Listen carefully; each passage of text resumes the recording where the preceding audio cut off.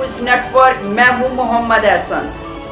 साहिवाल से divisional bureau chief Sahiwal Malik Imran सगला की रिपोर्ट के मुताबिक डीपीओ साहिवाल फैसल शहजाद की सरबराही में साहिवाल पुलिस की कारकर्दगी पर अहलियाने साहिवाल का इत्मीनान का इज़हार।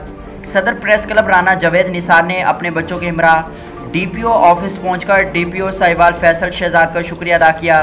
District police officer Sahiwal Faisal Shahzad की सरकर्दगी में साहिवाल पुलिस ज़िला में अमन व अमान के क़याम समेत जराइम पेशा अनासर के खिलाफ बरसरे पैकार रहे। इस ज़िमन में साहिवाल प्रेस क्लब के सदर राना जावेद निसार अपने नन्हे बच्चों के हमरा डीपीओ ऑफिस पहुंचे।